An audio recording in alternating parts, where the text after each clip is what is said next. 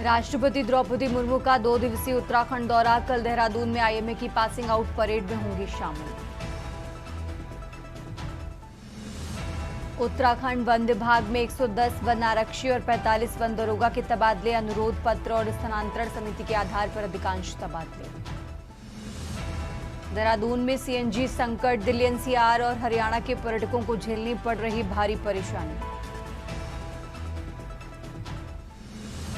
बद्रीनाथ के ऊंचे पहाड़ों में रास्ता भटके 15 ट्रैकर्स। घने कोहरे व बारिश के बीच एसडीआरएफ आईटीबीपी ने किया rescue. Delhi Dehradun express way पर शिवालिक की पहाड़ियों से खतरा। एलिवेटेड रोड पर भूस्खलन की आशंका। देहरादून में देर रात झमाझम बारिश से थमा उमस का दौर। बिजली की कड़कड़ाहट के साथ बरसे बादल। आप देख रहे हैं के न्यूज, खबरों का सारथी। नमस्कार, आप देख रहे हैं खबर उत्तराखंड। मैं हूं आपके साथ तन्वी। रुक करते हैं खबरों का और शुरुआत करते हैं देहरादून की खबर से, जहां आज देहरादून पहुंचेंगी राष्ट्रपति द्रौपदी मुर्मू। बता दें कि राष्ट्रपति के स्वागत के लिए राजधानी देहरादून पूरी तरीके से तैयार है। कल आईएमए की पासिंग आउट परेड में भी शामिल होंगी। तो सुरक्षा व्यवस्था को लेकर प्रशासन पूरी तरह से अलर्ट है। 2 दिवसीय उत्तराखंड के दौरे पर हैं राष्ट्रपति और इसी को लेकर पुलिस ने भी ट्रैफिक डायवर्जन प्लान जारी कर दिया है। तो राष्ट्रपति के दौरे को लेकर पुलिस प्रशासन पूरी तरह से अलर्ट है। देहरादून से खबर आपको बता रहे हैं, आज देहरादून पहुंचेंगी राष्ट्रपति और कल आईएमए की पासिंग आउट परेड में भी शामिल होंगी। तो सुरक्षा व्यवस्था को लेकर प्रशासन पूरी तरह से अलर्ट है। 2 दिवसीय उत्तराखंड के दौरे पर हैं राष्ट्रपति।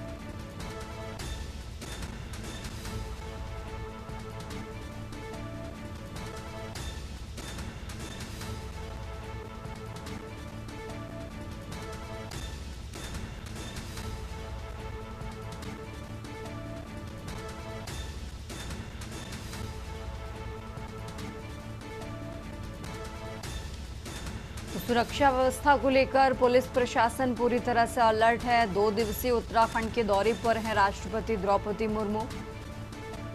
देहरादून से खबर आपको बता रहे हैं, आज देहरादून पहुंचेंगी और कल आईएमए की पासिंग आउट परेड में भी शामिल होंगी।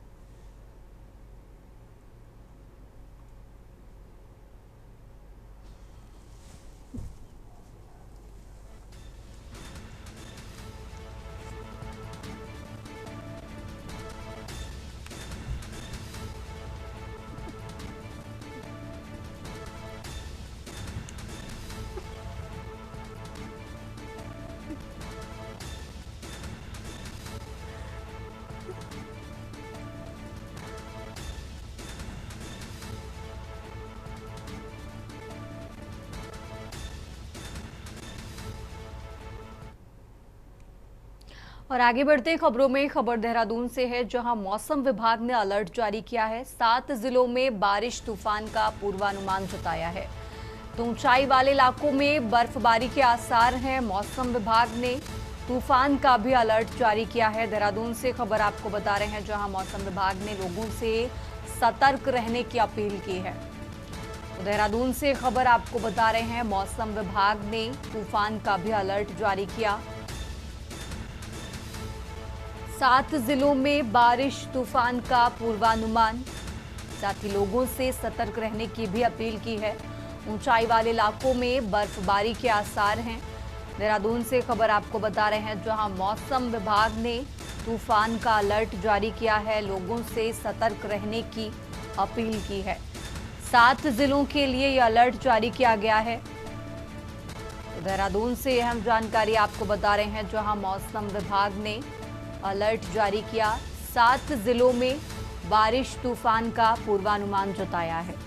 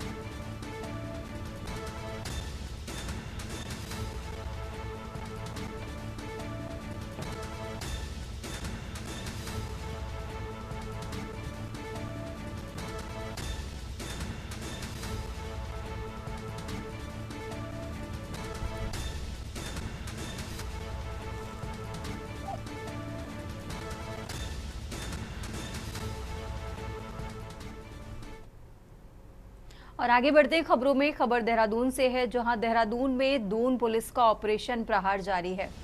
तेज बारिश के बावजूद नहीं थमी पुलिस की कार्रवाई। देहरादून से खबर आपको बता रहे हैं, जहां एसएसपी के निर्देश पर चल रहा है सघन चेकिंग अभियान।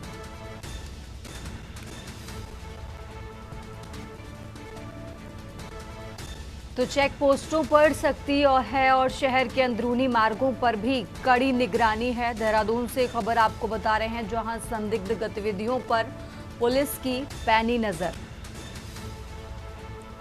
तो तेज बारिश के बाद भी पुलिस ने चेकिंग अभियान नहीं रोका। देहरादून से खबर आपको बता रहे हैं, बाहरी राज्यों से आने वाले वाहनों की जांच तेज है। संदिग्ध गतिविधियों पर भी पुलिस की पैनी नजर है। तो देहरादून से यह अहम जानकारी आपको बता रहे हैं। देहरादून में दून पुलिस का ऑपरेशन प्रहार जारी। तेज बारिश के बावजूद नहीं थमी पुलिस की कार्रवाई। तो एसएसपी के निर्देश पर चल रहा सघन चेकिंग अभियान। अंतरजनपदीय और अंतर्राज्यीय चेक पोस्टों पर भी पुलिस की पैनी नजर है।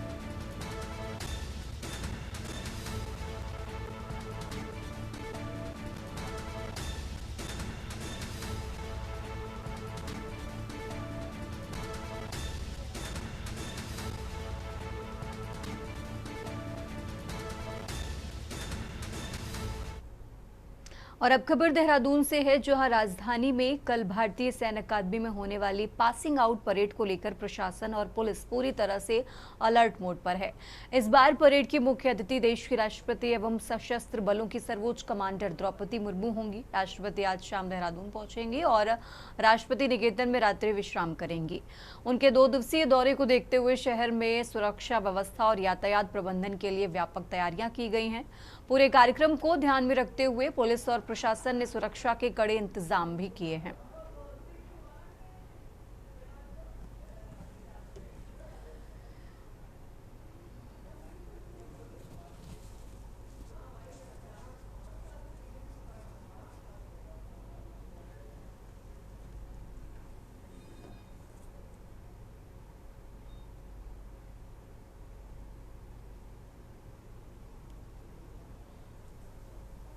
हमारी देहरादून पुलिस ने लगभग सभी तैयारियां पूरी हो चुकी हैं और इसमें विभिन्न जो हमारी जोनल अफसर हैं, जो हमारे सेक्टर अफसरों में इसको पूरा डिवाइड किया गया है।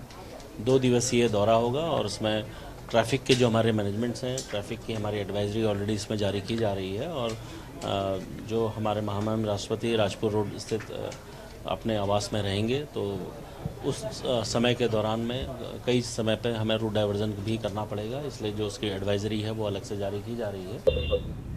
महामहिम राष्ट्रपति महोदया का जो 2 दिवसीय प्रोग्राम है, उसको लेके हमारी तैयारियां अंतिम या लगभग पूर्ण हो चुकी है और इससे रिलेटेड जो ड्यूटीज़ लगाई जानी थी या जो हमारा रूट का फाइनलाइजेशन होना था, रिसेप्शन लाइनअप पे, इस किस्म की जो भी तमाम तैयारियां होती वो सारी करवा ली गई हैं और उसको फाइनल टच देने के लिए मेरे द्वारा और कप्तान साहब के द्वारा भी इसका और रिव्यू किया जा रहा है।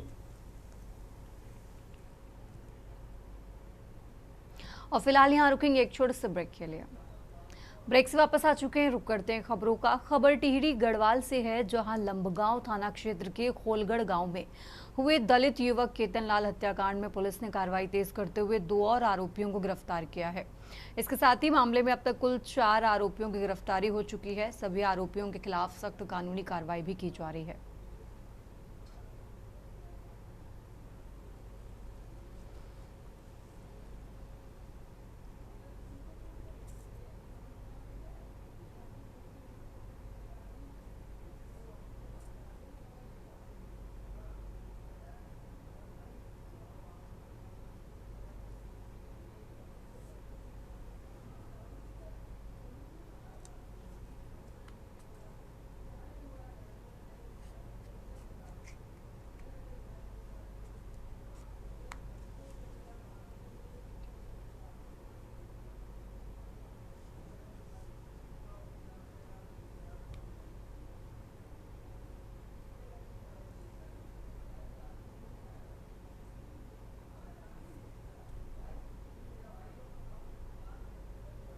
अब मैं कहना चाहूँगा कि बस मेरे बंटी का सामने खून को खून लिए जाओ, बस खून को खून लिए जाओ मेरे बंटी का सामने। बस जब मेरे बंटी को खून हुई तब चाहूँ मैं फांसी की सजा हो, वो फांसी की सजा होनी चाहिए। जिंदगी बात रहा लड़की की भी, लड़की का बाबू भी, भाई भी, सौ बताए को दादी दादा सब परिवार बड्डा बड्डी बस खूब।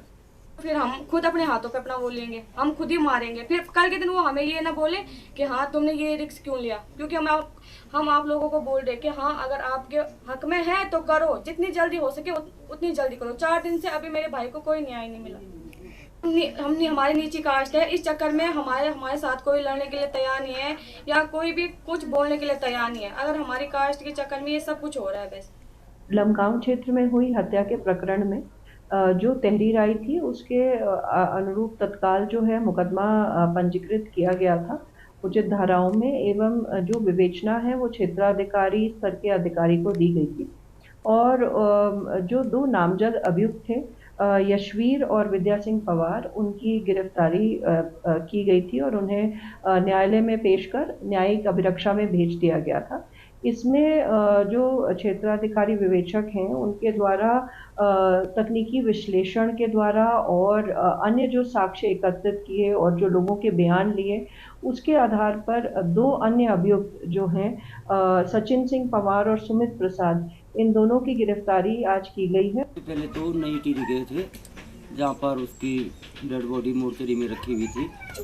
और वहाँ की स्थिति को देखते हुए वहाँ मुझे भी लग रहा है कि इसमें कहीं ना कहीं झोल है, क्योंकि जबकि ये बात हुई थी कल मेरी उनसे, वहाँ पर जो हमारे जिला अध्यक्ष हैं भीम आर्मी के, उनसे ये बात हुई थी कि बॉडी तब तक न उठाई जाए जब तक पूरी गिरफ्तारी न हो।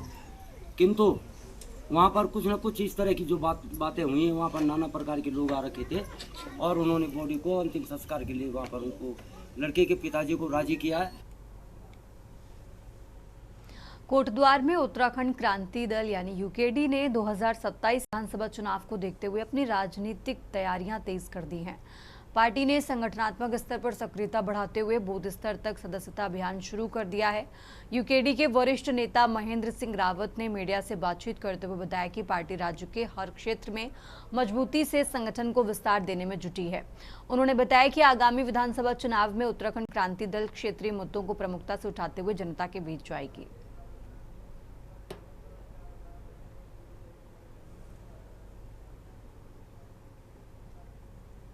दो 2027 के लिए हम इस समय बूथ स्तर तक BLA 2 की तैयारियां कर रहे हैं। जगह जगह हम सदस्यता अभियान की तरह सम्मेलन कर रहे हैं, हर कार्यक्रम में हिस्सेदारी ले रहे हैं, जिससे कि सीमित संसाधनों में किस तरीके से इस चुनाव को जनता के बीच जाया जाए और जनता के बीच जाकर जो हमारे मूल अधिकार हैं, मूल निवास, भू कानून, बेरोजगारी, इनको लेके जनता के पास जा रहे हैं और उसकी तैयारी। और अब खबर देहरादून से है, जहां प्रधानमंत्री नरेंद्र मोदी के 12 साल के सफल और सर्वाधिक समय के कार्यकाल के बाद भाजपा केंद्र व राज्य सरकार की उपलब्धियों को घर घर पहुंचाने के लिए जनसंपर्क अभियान चला रही है। अभियान की जानकारी देते हुए भाजपा विधायक दुर्गेश्वर लाल ने बताया कि पीएम मोदी का ये कार्यकाल अपने आप में बहुत बड़ी उपलब्धि है। विधायक दुर्गेश्वर लाल ने कहा कि 2000 साल आक्रांताओं के आक्रमण और 800 साल की गुलामी के बाद आजाद भारत में पीएम मोदी का कार्यकाल सबसे लंबा और अजेय रहा है।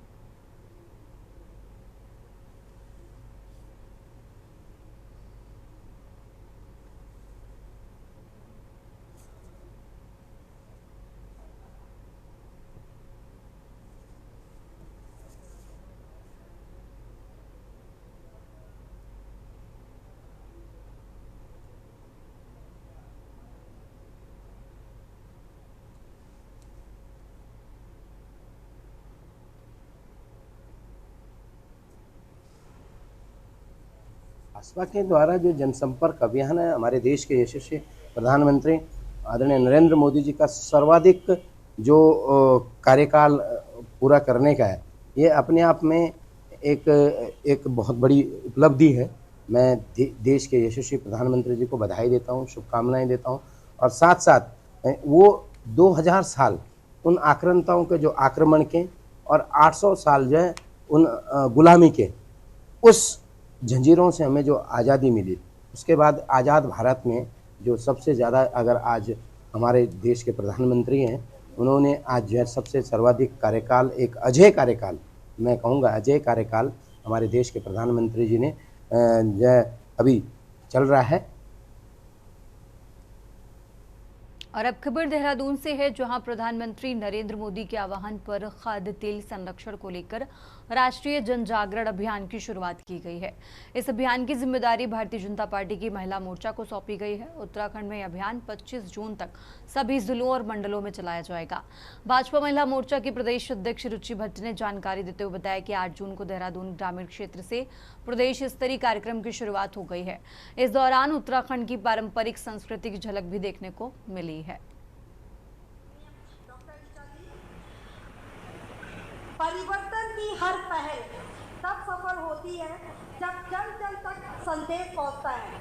समर्पण और सेवा की भावना ही संगठन की असली शक्ति होती है। हमने कल प्रदेश स्तर का कार्यक्रम जिला महानगर देहरादून का ग्रामीण जिले में था और उसमें हमारे माननीय प्रदेश अध्यक्ष जी जो थे वो अपने चीफ गेस्ट थे और ये कार्यक्रम हम मोदी जी के आह्वान पे कर रहे हैं। राष्ट्रीय कार्यक्रम है जिसमें कम तेल की थाली भारत की खुशहाली, या आप कहें तो स्वास्थ्य की खुशहाली हमारे लिए है ये। और ये कार्यक्रम लगभग हमारे सारे मंडलों में होना है और जिले स्तर के बड़े कार्यक्रम भी होने हैं और ये हमने 7-8 से शुरू करे हैं, 25 तारीख तक ये कार्यक्रम सभी जिलों में होंगे।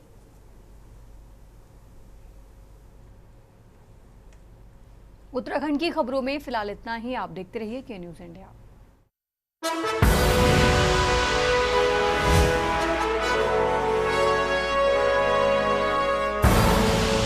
आप देख रहे हैं के न्यूज़।